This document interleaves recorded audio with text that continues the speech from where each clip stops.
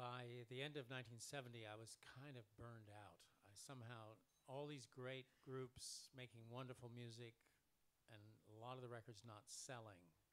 Nick not selling was kind of crushing blow, and the numbers weren't adding up.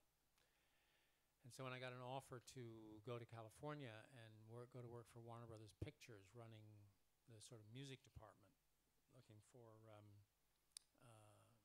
trying to put music to films and coordinating with a record company, that was the job. I jumped at it, and it wasn't quite what I'd expected. I had some interesting adventures, and I'll tell you about one of them. But before I get to the one that was the most interesting, there was a little side trip that's just kind of amusing. Freddie Weintraub's office was my favorite stop on the executive floor at Warner Brothers Studios. Freddie is a New Yorker, and like me, was a refugee from the music business. His qualifications as production vice president were two. He had brought the Woodstock film to Warner Brothers.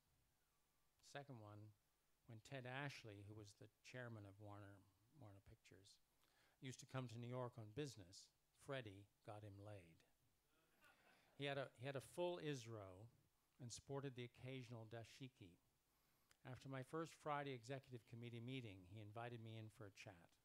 I was curious about John Calley, the erudite who just recently died. Very nice man. The erudite head of production. Oh, he was a top producer, said Freddie. He made Ice Station Zebra. I'd been reading up on the financial side of the film business. Ice Station Zebra? Didn't that lose more money than any film in history? Yeah, that's the one. I didn't get it.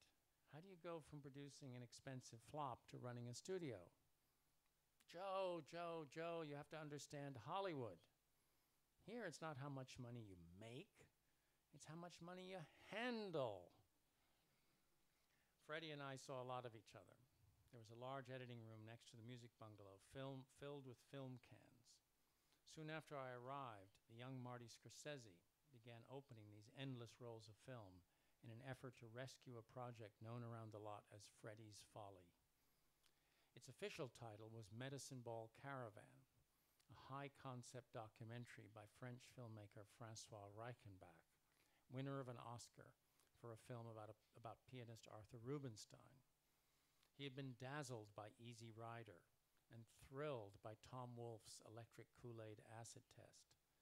Out of the conjunction of these two things came a project to film the Grateful Dead in Ken Kesey's Merry Prankster bus further, driving across America and putting on concerts in out-of-the-way places for the awestruck locals. If luck was on Reichenbach's side, someone resembling one of the drooling killers in Deliverance would attempt to murder Jerry Garcia, and Reichenbach would be there to film it. Freddie and Ted Ashley, in their wisdom, decided that this was the perfect sequel to Woodstock. No sooner was the project green-lighted than problems began. Kesey wanted no part of it, and no, they couldn't use his bus. The Grateful Dead were signed to Warner Brothers Records, so they pretended to take it seriously for a while until, just as logistics and contracts were being finalized, they revealed how ludicrous they found the whole idea. In desperation, a yellow school bus was daubed with psychedelic designs and filled with a minor San Francisco band called Stoneground, plus their girlfriends, hangers-on, and dope dealers. And they all set off to explore flyover land, followed at a safe distance by the all-French crew. Joni Mitchell, the Youngbloods, B.B. King, and Alice Cooper were booked to perform with Stoneground at such glamorous points in the American landscape as Gallup, New Mexico, Sioux City, Iowa, and Moline, Illinois, to give the film some star power. The caravan's first night in the wilderness found everyone seated around a campfire in the Sierra Nevadas.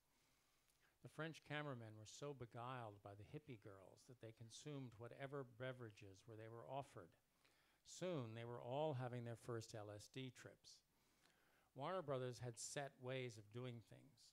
Each day, every foot of film shot for a Warner-financed film anywhere in the world was flown back to Burbank, developed, printed, and screened for senior studio executives. When the first caravan dailies arrived, heads were scratched, and anxious pre-mobile phone messages left at hotel desks. Much of the early footage consisted of lingering shots of leaves, children playing in mud, clouds drifting by, and occasionally a face. Sound was rarely synced to film. Every time they turned around, breakfast eggs, a canteen of water on a hot day, cocoa before bedtime, the American beer they found so insipid, the Frenchmen were being dosed. The project started to come unglued. Freddie flew frantically back and forth from LA to obscure destinations in Nevada and Utah. He sent the Frenchmen packing and hired a more savvy American crew. Medicine Ball Caravan turned into a mundane rock concert film with some barely watchable cinema verite of hippies daubing face paint on each other. Assaults by outraged Bible thumpers failed to materialize. Scorsese, who had met Weintraub in New York while working as an editor on Woodstock, struggled heroically to rescue the useless film, but to little effect. Medicine Ball Caravan mercifully closed a week after it opened. There is, as yet, no sign of a DVD release with added footage. Karl Marx observed that history repeats itself, first as tragedy and then as farce. Anyone tracing the 60s through its music documentaries, from Woodstock to Altamont's Gimme Shelter to Medicine Ball Caravan, might agree. But I finally managed to get something interesting and useful done, because I kind of maneuvered my way into producing a documentary film about Jimi Hendrix. And there was all this footage lying around because Mike Jeffries always used to encourage people to film. Yeah, you want to film Jimmy? Here, we'll set up the lights here. Here's a backstage. Here's an all-access pass. Take your cameras anywhere you like. And then they'd say, well, here's the contract. Oh, don't worry about that. We'll talk about that later. And then they'd film Jimi Hendrix, and then they'd present him with their contract. And Jeffries would say, oh, no, I've got a contract here. Here's mine. It would be a contract giving him a 51% interest in the film. And so nobody would sign it. So there was all these standoffs and footage, and nothing had ever been released. And so after Hendrix died, there was Jeffries no longer had any power over it, and so the estate was in control, and they made a deal with Warner Brothers, who then asked me to pull this thing together. And we had this incredible footage, and this film is out on DVD with added bonus footage on Warner Brothers. And we got some fantastic interviews. We got, in addition to the great footage, we interviewed Little Richard. Jimi Hendrix used to play with him in his band. We have Little Richard saying how he loved Jimi Hendrix playing so much, it made my big toe shoot up in my boot.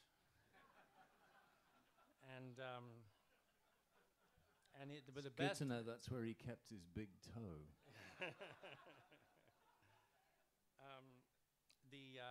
The best interview of all, though, I think, was Fane Pridgeon, who was Jimmy's girlfriend in Harlem before he got discovered.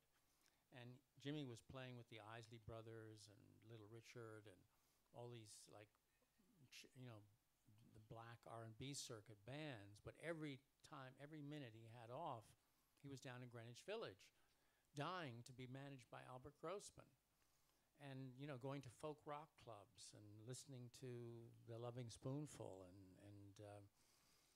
And so she told the story about how they were so poor, they had no money, and they were living in this cold water walk-up flat in Harlem. And Jimmy had somehow gotten a hold of some money, and he was buying groceries. He was out buying groceries. And he came up the stairs, came into the apartment, and the bag that he had looked very suspiciously unlike a grocery bag. It was kind of 12 inches by 12 inches and covered. And she said, "What did you get? Where's the groceries?" And he said, he kept holding the thing away from her like this. She said, "You bought a record. You didn't buy groceries, you bought a record. Well, at least it better be good, What'd you buy?" And he wouldn't tell her, and he was holding, and finally she had to kind of jump around him and grab this thing and rip the thing open and hold up this record. She said, "Bob Dylan? Who the fuck is Bob Dylan?" Robyn knows.